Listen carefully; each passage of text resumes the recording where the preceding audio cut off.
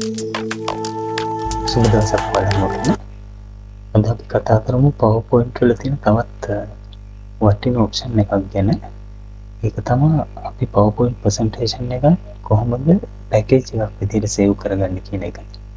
Package එකක් කියපුවාම අපි presentation එකට භාවිතා කරන ෆොන්ට්ස් වර්ග, සවුන්ඩ්ස් හරි වීඩියෝස් ඒ වගේ අපි එම්බෙඩ් කරන ඕනෑම ෆයිල් එකක් පැක් එකක් විදිහට සේව් කරගෙන වෙන ඕනම කම්පියුටර් එකක ඒ ෆොන්ට්ස් තිබ්බත් නැතත් අපිට ඒ පැකේජ් එකෙන් ප්‍රසන්ටේෂන් එක රන් කරගන්න පුළුවන් ගොඩක් වටිනා ඔප්ෂන් එකක්. ඉතින් අපි බලමු කොහොමද ඒක කරන්න කියලා මේ වීඩියෝ එකකින්.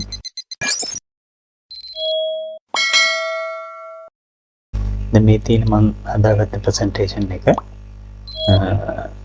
ඉතින් මේකේ ඔයාලට කැමති විදිහට එඩිට් කරගෙන ඕන ෆොන්ට් එකක් භාවිතා කරලා මේ විදිහට හදාගන්න පුළුවන් ප්‍රසන්ටේෂන් එක.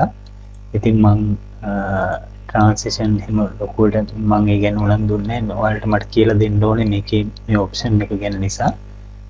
ඉතින් මේ ප්‍රසන්ටේෂන් එක තමයි මම සේව් කරගන්නේ අද ඒ විදිහට.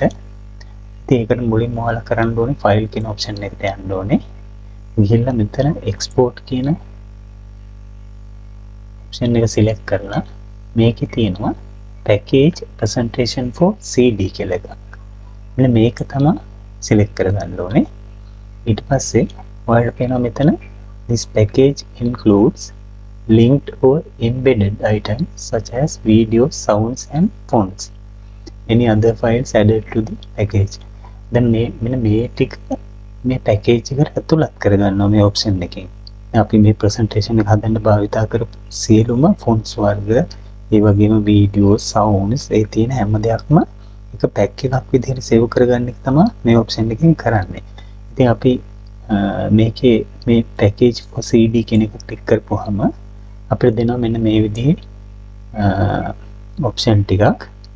මේකේ අපිට ඕනේ නම් පුළුවන් CD එකකට කොපි කරගන්න මේක. කම්පියුටර් එකේ CD රයිටර් එකට CD එකක් දාලා මේක බර්න් කරගන්න පුළුවන්. මෙහෙමම මෙතන අපිට නමක් වක්කරි ටයිටල් එකක් දෙන්න පුළුවන්. ඊට අමතරව අපිට තව සෙපරේට් ඇඩ් කරන්න ඕන දේවල් තියෙනවා නම් මෙතනින් ඇඩ් කරගන්නත් පුළුවන්. මෙතන දැන් මේ ඔප්ෂන් එකේ පෙන්නනවා මේ ටික දැනට ඇඩ් කරනවා කියලා. ඉතින් මේ ටික ඇඩ් කරගත්තාම ප්‍රමාණවත් මෙතන අපිට ඕන නම් පාස්වර්ඩ් දෙන්න පුළුවන්. ඒ වගේ විස්තර ගොඩක් තියෙනවා. ඉතින් මේ ටික මම ඔයාලා බලන්න මෙතනදී මම කියලා දෙන්නේ දැන් අපි මේක CD එකට නෙමෙයි කොපි කරගන්න යන්නේ ෆෝල්ඩර් එකකට. එතකොට මම මේ copy to folder කියන ඔප්ෂන් එක සිලෙක්ට් කරනවා. සිලෙක්ට් කරපුවාම මෙතන පෙන්නනවා අපිට සේව් කරන්න ඕනේ ලොකේෂන් එකක්. මම මෙතන මට පුළුවන් ඕනනම් ඩෙස්ක්ටොප් එකේ සේව් කරන්න කියන්නේ.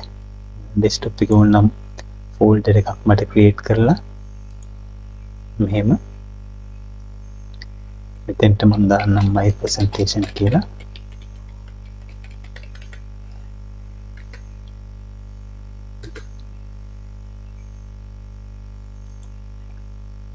එකල මම එක සිලෙක්ට් කරලා මෙතන ඕකේ කියලා දීපුවාම මෙන්න මෙහෙම මැසේජ් එකක් දෙනවා ඔයාලට. ඊට පස්සේ දෙනවා do you want to include linked files in your package. මෙතන yes කරපුවාම මෙයා මේ ෆයිල් ටික ලින්ක් කරගන්නවා. ලින්ක් කරගෙන අපිට තත්පර කීපයකදී මෙන්න මේ විදිහට ෆෝල්ඩර් එකකට ප්‍රසන්ටේෂන් එක කොපි කරලා දෙනවා. මම මේක ක්ලෝස් කරලා මේක මිනිමයිස් කරලා මේ තියෙන්නේ අපි හදාගත්ත ෆෝල්ඩර් එක. මේක දැන් ඕපන් කරලා මෙතන තියෙනවා මේක ඇතුලේ මෙන්න මේ අනිත් ෆයිල් ටික. මෙන්න මේකේ ඇතුලේ අපිට ඕන කරන මේ ප්‍රසන්ටේෂන් එක රන් වෙන්න ඕන කරන සියලු විස්තර ටික මෙතෙන්ට අරන් තියෙනවා. ඊට පස්සේ අපිට තියෙන්නේ මේ ප්‍රසන්ටේෂන් එක තමයි රන් කරන්න තියෙන්නේ. දැන් මේක මම ඕපන් කරොත් මේ විදිහට මගේ ප්‍රසන්ටේෂන් එක ඕපන් වෙනවා. අර කියන සියලුම ෆොන්ට්ස් වර්ග ඇතුළත්ව. ඉතින් මේක ඔයාලට චෙක් කරලා බලන්න නම් මේක වෙන කම්පියුටර් එකකට ගිහිල්ලා කනෙක්ට් කරලා ස්ලයිඩ් ෂෝ එක බලන්න. එතකොට ඔයාලට තේරෙයි අපි අර කම්පියුටර් එකේ හදපු සියලුම විස්තර ඇතුළත් මේක පැකේජ් එකක් විදිහට සේව් කරගන්න පුළුවන් වෙලා තියෙනවා කියන එක. ඉතින් මේ ඔප්ෂන් එක ගොඩක් වටින ඔප්ෂන් එකක්. මම හිතන්නේ ගොඩක් අය මේ පිළිබඳව දැනුවත් නැහැ කියලා තමයි මට හිතෙන්නේ.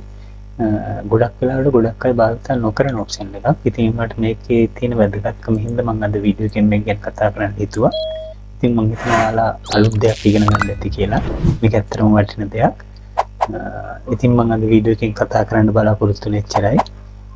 ආයෙත් දවසක අලුත් වීඩියෝ එකකින් හමු වෙමු. සියලු දෙනාට සුබ දවසක්.